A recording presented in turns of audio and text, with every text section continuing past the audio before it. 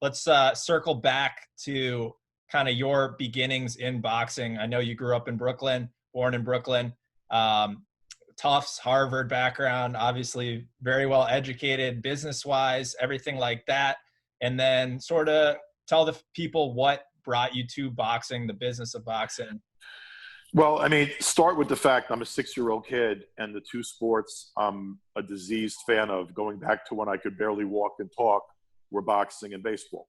So those are my first two loves, and now I'm, managing partner of two AA minor league baseball teams, the Montgomery Biscuits and the Richmond Flying Squirrels. And boxing, obviously, I've had a pretty good run. If there would have been an induction this summer, I would have been inducted into the Hall of Fame, and that's obviously a nice recognition of 30 plus years in the business. Mm-hmm. I remember watching Nino Benvenuti fights with my grandparents when I was a little kid on like Wide World of Sports and stuff. And Ali just transfixed me from the time I could remember. He was my first sports hero in boxing, Benvenuti and Ali. And I never stopped. My love for Ali carried me through. I knew so much about boxing before I started working in the sport. It's almost like it was destined, sort of.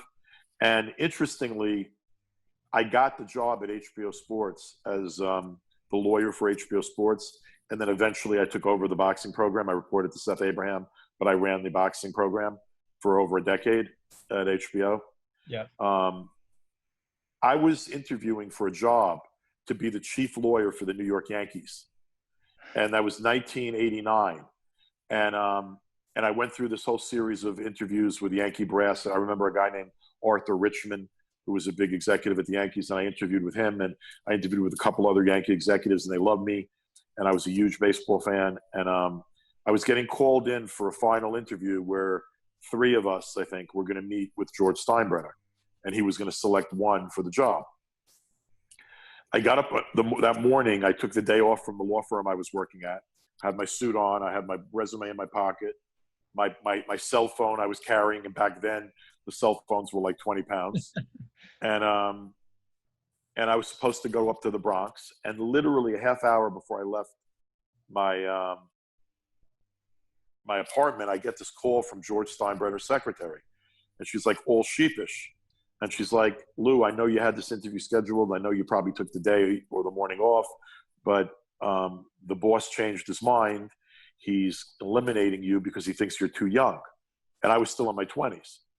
And I guess the other guys who were interviewing for the job had me by a few years in experience. And Steinbrenner decided he wasn't hiring some guy in his 20s to be his general counsel. So then I think the lady felt so badly for me, who was his secretary. She's like, "I don't know if this helps you, but one of the other 2 guys that's going to be interviewing for this was also interviewing to be the head lawyer for HBO Sports. And I think he's going to get the job here. So maybe that'll mean that the HBO job's open if you're interested." As soon as I heard HBO, I heard boxing, and I knew that job was for me. And I literally left my apartment right that moment. Instead of going up to the Bronx, I walked from my apartment to the HBO building.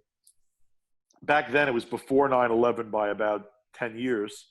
So I just snuck right past the security guards, and I went up and I charmed the chief lawyer at HBO, the general counsel of HBO. I charmed the secretary into introducing me to the chief lawyer. The guy thought I had such big balls to sneak in to talk to him that he invited me into his office, and he told me, "Well, we're about to hire this other dude." And I'm like, "Well, you're going to hire the wrong fucking guy." And he goes, "Well, that's pretty cocky. Why are you saying that?" I go, "Because, I went to Harvard Law, and my grades were good, and I was top of my class at Tufts University, and I went to Regis High School, by the way, high school of Dr. Anthony Fauci.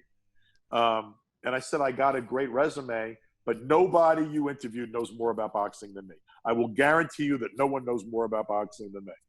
So he started laughing. He chatted with me for a half hour, and then he sent me up to Seth Abraham's office. And Seth and I were both 2 kids from Brooklyn. And, he's a Jewish kid from Brooklyn. I'm an Italian kid from Brooklyn. We both love boxing and baseball.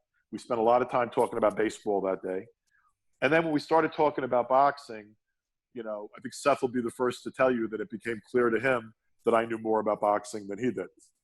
And that was Friday afternoon. And Monday morning, I got a job offer to work at HBO Sports.